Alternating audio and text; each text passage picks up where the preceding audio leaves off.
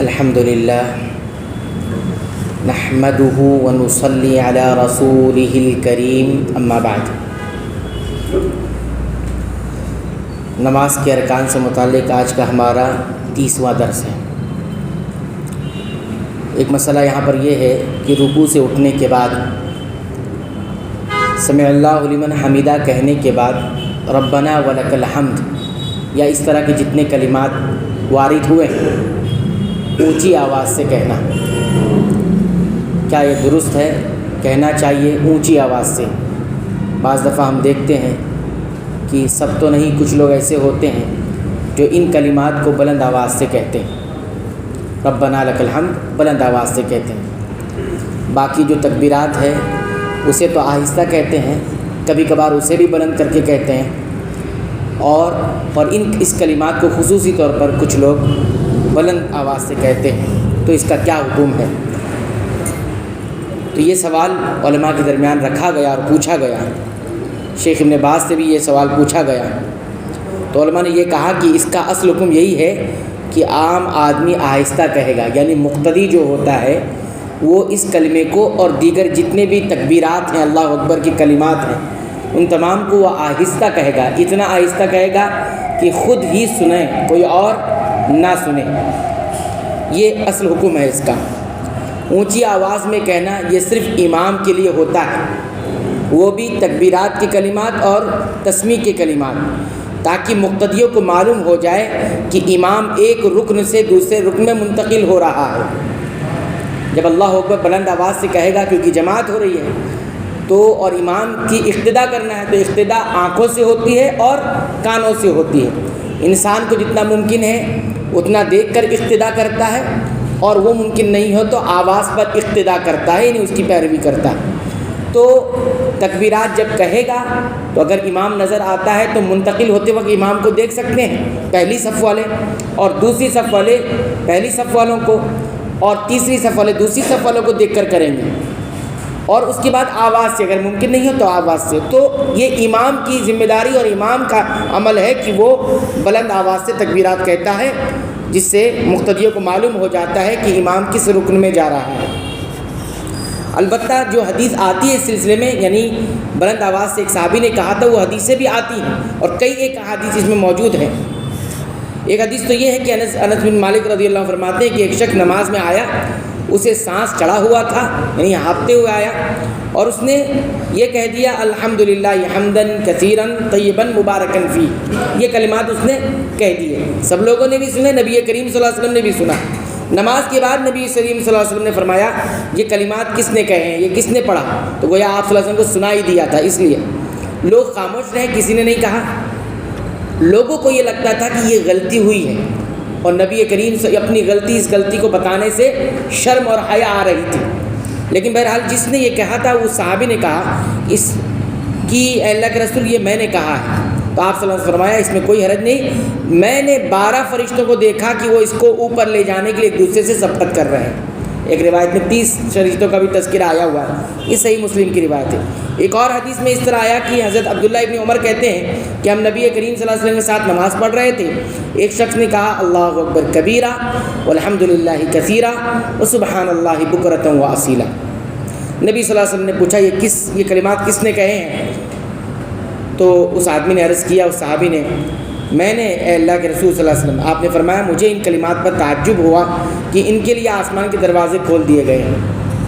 تو یہ الگ الفاظ ہیں، اس طرح کے الفاظ بھی، لیکن اس میں یہ نہیں ثابت ہے کہ یہ کہاں کہے گئے تھے، اور بعض روایتوں میں یہ ثابت ہے کہ یہ کلمات تکبیر تحریمہ کے بعد کہے گئے تھے۔ تکبیر تحریمہ یعنی انہوں نے ثنا کی جگہ یہ کلمات کہے تھے، اللہ اکبر کبیرہ والحمدللہ کثیرہ وسبحان اللہ بکرۃ واصیلا، تو یہ بھی بلند آواز سے کہیں۔ لیکن کہیں بھی ہم نہیں دیکھتے کہ کسی نے یہ اس کو عام معمول بنایا ہو، ہر انسان پڑھ، کیونکہ ظاہر سی بات ہے اگر بلند آواز سے پڑھنا ہے تو سب پڑھیں گے، ایک آدمی تو نہیں پڑھے گا، سب کے لیے ہونا چاہیے۔ تو کہیں بھی یہ چیز ثابت نہیں ہوتی ہے کہ سب لوگوں نے عام موقع سے یہ کہنا شروع کر دیا ہو، ٹھیک ہے؟ تو یہ سمجھیے۔ تو علماء کہتے ہیں کہ ان سے صرف یہ بات سمجھی جا سکتی ہے ان حدیث سے کہ بعض مواقع پر نماز میں یہ کلمات کہے گئے تھے، مگر یہ واضح دلیل نہیں ہے کہ عام مقتدی ہر نماز میں اونچی آواز سے کہے۔ اصول یہ ہے کہ نماز میں ایسی آواز سے بچا جائے جو دوسروں کی خشوع میں خلل ڈالے۔ اس سے تشویش ہوتی ہے۔ بس اوقات ایسا بھی ہوا ہے کہ کوئی دوسرا اللہ اکبر کہا ہے اور بلند آواز سے کہہ دیا تو اس کے اللہ اکبر کہنے پر کسی نے رکن میں تبدیلی کر دی۔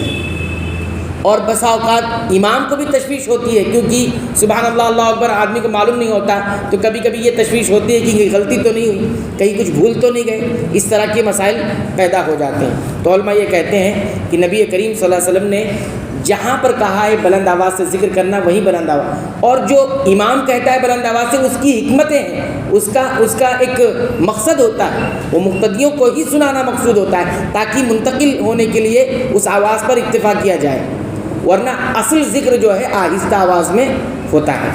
تو نبی کریم صلی اللہ علیہ وسلم نے لوگوں کو منع کیا کہ اونچی آواز میں ذکر کرنے سے روکا ہے آپ صلی اللہ علیہ وسلم نے۔ ایک مرتبہ آپ صلی اللہ علیہ وسلم نے فرمایا آہستہ ذکر کرو، صحابہ کرام بلند آواز سے اللہ اکبر اور یہ سب پڑھ رہے تھے، تو آپ صلی اللہ علیہ وسلم نے فرمایا تم آہستہ کیا کرو، تم کسی بہرے یا غائب کو نہیں پکار رہے ہو بلکہ سننے والے اور قریب رب کو پکار رہے ہو۔ تو جب رب کو سنانا مقصود ہے تو آہستہ پڑھا جائے گا، اور یہاں رب کو سنانا مقصود نہیں ہوتا، وہ تو پڑھنا ہی ہے رب کے حکم پر۔ سنانا جو امام ہوتا ہے اس کو مقتدی کو سنانا مقصود ہوتا ہے، اور اس کا مقصد کیا ہوتا ہے کہ مقتدی بھی امام کی اقتداء کر سکے۔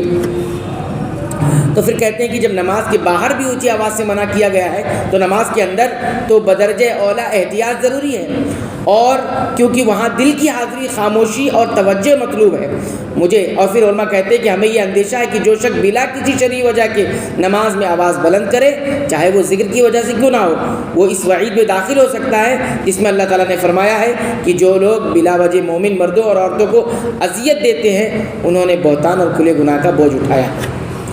اور پھر کچھ لوگ یہ اعتراض بھی کرتے ہیں کہ آمین بھی تو بلند آواز سے کہی جاتی ہے، تو کیا اس سے ڈسٹرب نہیں ہوتا، کیا اس سے تکلیف نہیں ہوتی؟ تو اس کا کیا کہنا ہے؟ تو اس پر جواب دیا علماء نے کہ آمین ایک فرد نہیں کہتا ہے، آمین پوری اجتماعیت کے ساتھ کہی جاتی ہے، سب کہتے ہیں آمین، اجتماعی طور پر وہ مشروع قرار دی گئی ہے، سب ایک ساتھ کہتے ہیں، اس سے تشویش نہیں پیدا ہوتی۔ جبکہ کوئی ایک شخص الگ سے اونچی آواز میں بولے تو وہ دوسروں کی نماز میں خلل ڈال سکتا ہے، اس لیے آمین کا جو کلمہ ہے سب ساتھ میں کہیں گے۔ اس لیے آپ صلی اللہ علیہ وسلم نے ضالین، امام کے ضالین کہنے پر آمین کہنے کے لیے کہا ہے، یا پھر آمین کہنے پر آمین کہا ہے کہ امام جب ضالین مکمل کر لے تب تم آمین کہو، یا امام آمین شروع کرے تو تم آمین کہو۔ تو جب اس کو فالو کرے گا تو برابر ایک ساتھ آواز ہوگی۔ لیکن اگر کوئی انسان امام کے کہہ لینے کے بعد، مقتدیوں کہنے کے بعد الگ سے آمین کہے گا تو یہ درست طریقہ نہیں ہوگا۔ سمجھ میں آ رہی بات؟ تو یہ علماء نے کہا۔ تو بہرحال آمین جو ہے سب ایک ساتھ کہی جاتی ہے، اور الگ سے کوئی الگ سے پھر آمین نہیں کہے گا۔ اگر سب لوگ کہہ لیں پھر الگ سے کوئی کہے تو یہ درست طریقہ نہیں ہوگا، بلکہ سب کو ساتھ میں آمین کہنا ہے۔ تو بہرحال مسئلہ یہاں پر یہ نکل کر آیا کہ ربنا ولک الحمد جو کلمہ کہا جاتا ہے، علماء نے اس کے بارے میں کہا ہے اس کو جہرن یعنی بلند آواز سے مقتدی نہیں کہے گا، اور باقی تکبیرات بھی بلند آواز سے نہیں کہے گا، بلکہ وہ صرف اپنے لیے ہوگا، اپنے کو سنانے کے لیے ہوگا، دوسروں کو سنانے کے لیے نہیں ہوگا۔ اللہ تعالیٰ سے دعا ہے رب العالمین تو ہمیں تمام عبادتوں کو سنت کے مطابق انجام دینے کی توفیق عطا فرما۔ اے اللہ تو ہماری عبادتوں کو قبول فرما لے اور اس میں ہونے والی لغزشوں کو معاف فرما دے۔ اے اللہ تو ہماری مغفرت فرما، ہمارے والدین کی مغفرت فرما، تمام مسلمانوں مومنوں اہل توحید کی مغفرت فرما، آمین۔